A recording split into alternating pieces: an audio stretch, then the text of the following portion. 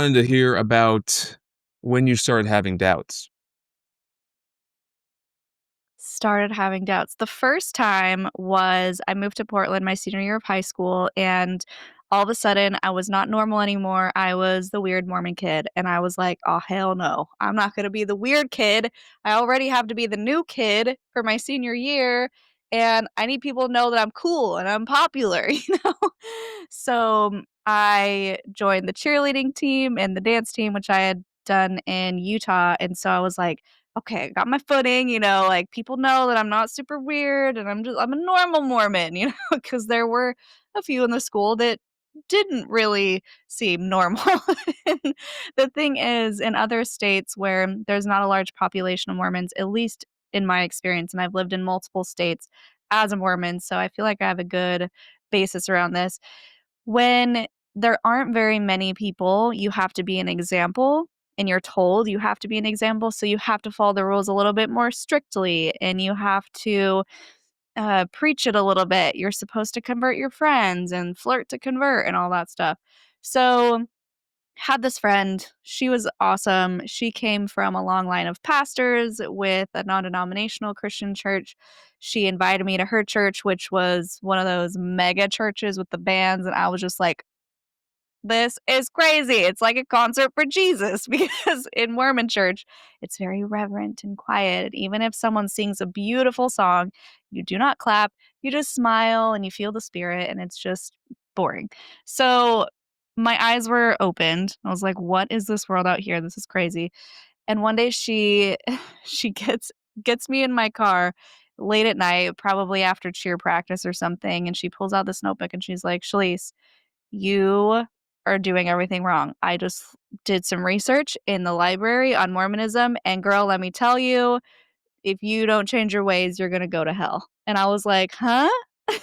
So I had all of her points there, like Joseph Smith used a hat to translate, and I'm like, that's not true. I was so annoyed. I'm like, it's one of those stupid rumors that just came out of nowhere, and that's not how it happened. I would know. I was raised in the church, They've been teaching us about Joseph Smith since the beginning and talking about just all these weird different things. So I went home and I looked it up but not because I wanted to know the answer, because I wanted to prove her wrong.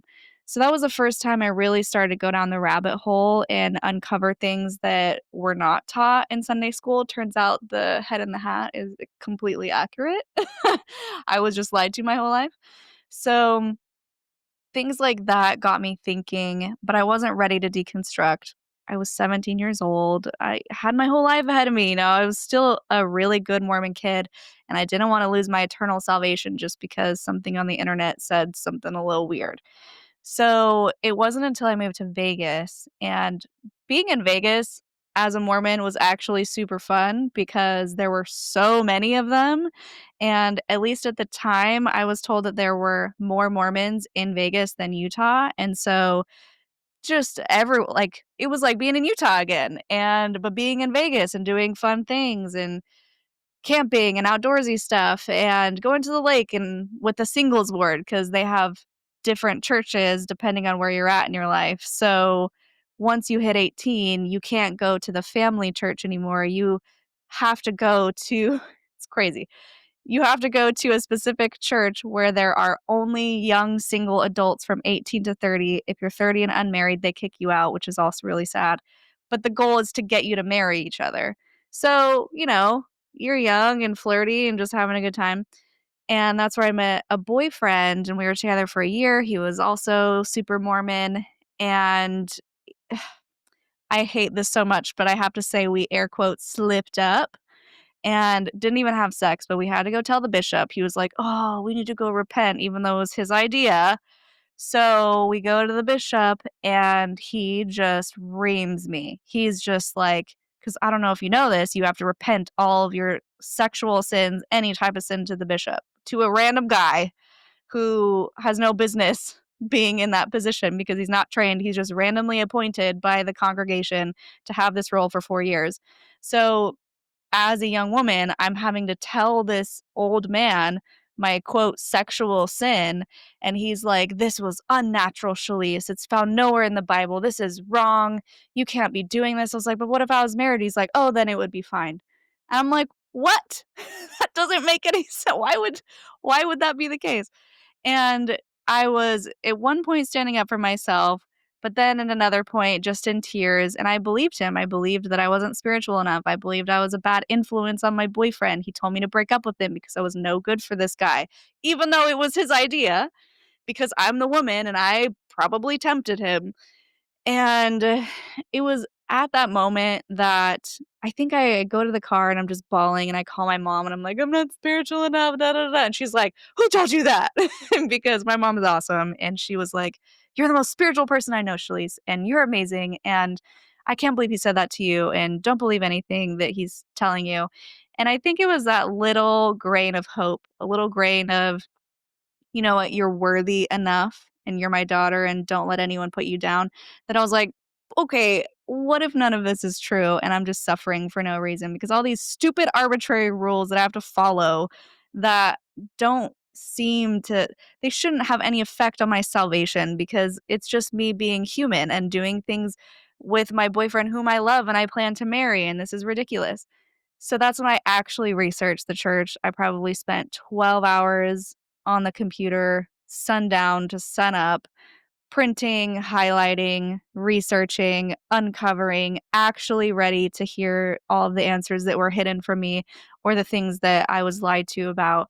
And then I concluded, oh, the church is made up and I don't have to follow it. Whew, what a relief. Mm, mm. Okay, so what age were you when that happened? I was like 20. Yeah, I think 20. Okay. What was the time like when you were fully out? I guess once you left, the preceding days, weeks, all that, what was that like for you? Well, it's exciting and terrifying.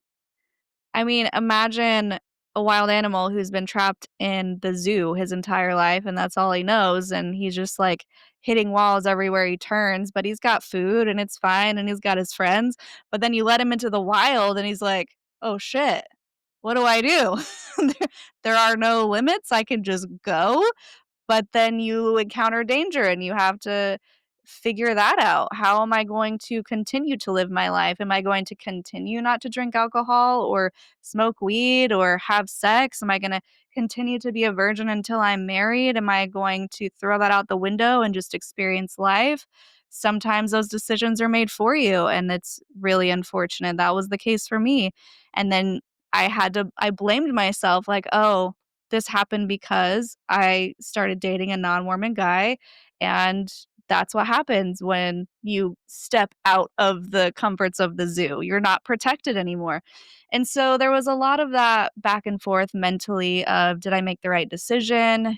They tell you you're better off to have never known the truth of the gospel than to know it and leave. So once you leave, as far as heaven goes, you're in the worst position possible. So that's how they scare you to stay in it.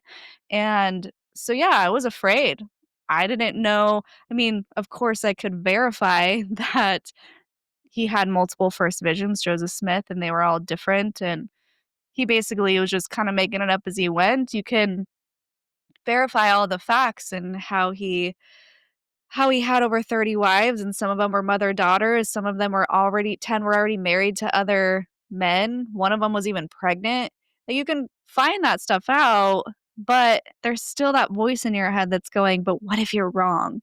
What if he really was a prophet?" And now you're never going to see your family again when you die. So it's scary, but exciting. It's all the things. Yeah, I'm always fascinated by certain activities people get into once they leave their, uh, former high control groups, I would say. For example, I think we interviewed the same dude, ex-Amish guy, but, I asked him this question of what he got into once he left, and he said he drove a car and crashed it, and I asked him if he had his license, and he said no. So I thought that was kinda funny. But for you, what what things did you try for the first time that you really enjoyed that you could not experience under